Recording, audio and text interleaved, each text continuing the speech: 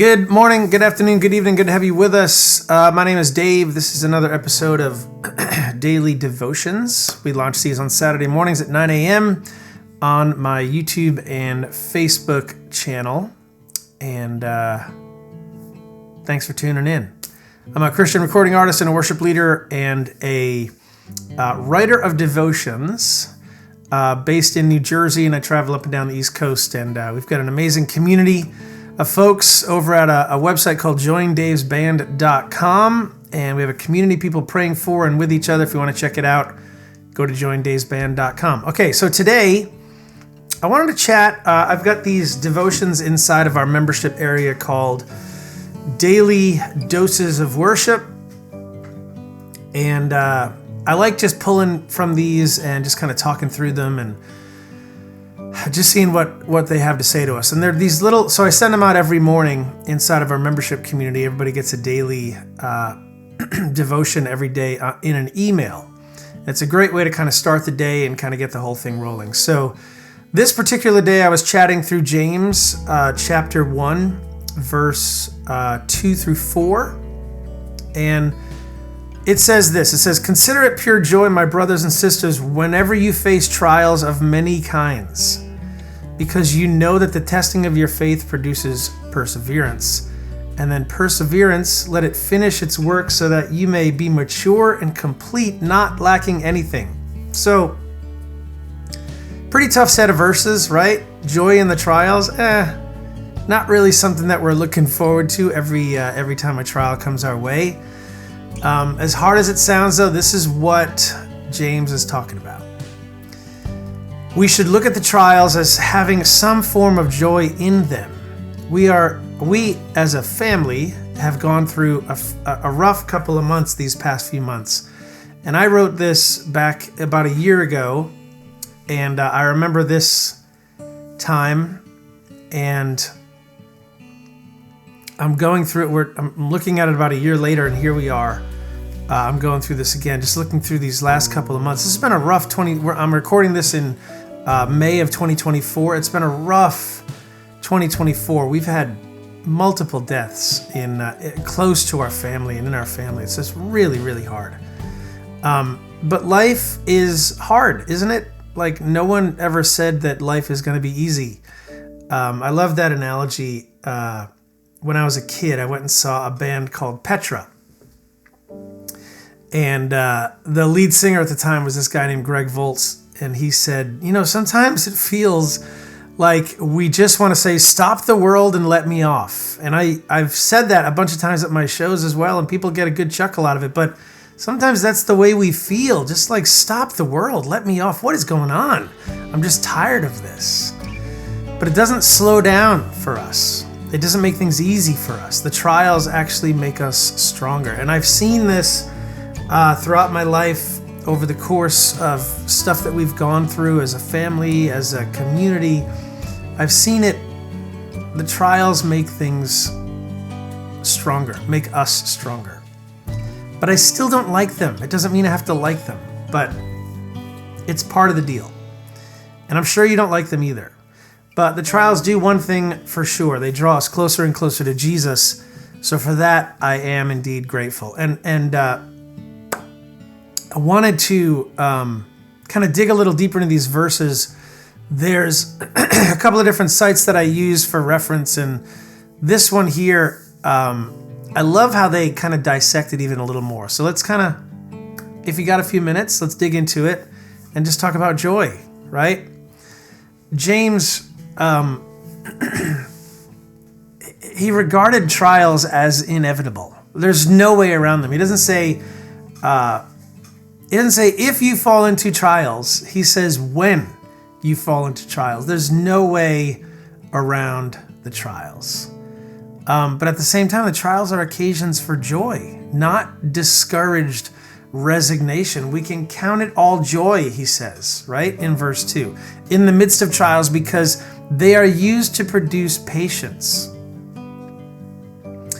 There's a guy named Moffat who translated James 1:2 as greeted as pure joy, pointing out a play on word between the greetings at the end of James 1:1, right? So James, the first verse of the book of James, says, James, a bondservant of God and of the Lord Jesus Christ, to the 12 tribes which are scattered abroad,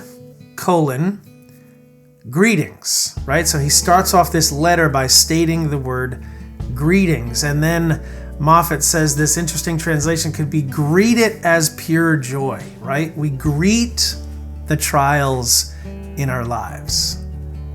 And then verse 2, he starts out and he says, it's an attempt to bring out the play on the words in the original, where the courteous Sharain, which is translated as greeting, is echoed by Sharon, which is translated as joy. The older King James Version says, when ye into divers temptations, but the rendering trials in the New King Version is preferred. The word translated trials signifies affliction, persecution, or trial of any kind. It's not, there don't have to be these massive, like, life-altering, shattering things. They're just, we have trials in our lives. All of us do. It's not intending like a diabolical suggestion or what is generally understood by the word temptation. It's just a trial. These things happen. Patience is the ancient Greek word hupomone or hupomone. Not quite sure I'm pronouncing that right. But it doesn't describe a passive waiting, but an active endurance. And therein lies the beauty of the word that James uses, right? It's not a passive waiting that the trials produce in our lives. It's an active endurance. It means that it's an endurance that we are always striving for. We're trying to endure the trial, and we understand that the trial brings patience and that the trial forces us to lean deeper and deeper into Jesus every single moment while we're going through it and then beyond. It isn't so much the quality that helps you sit quietly in the doctor's waiting room as it is the quality that helps you finish a marathon. Good quote.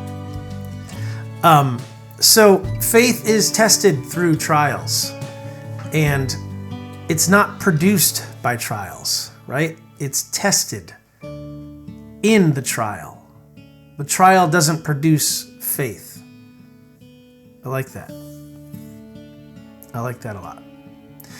Patience is not inevitably produced in times of trial. If difficulties are received in unbelief and grumbling, trials can produce bitterness and discouragement.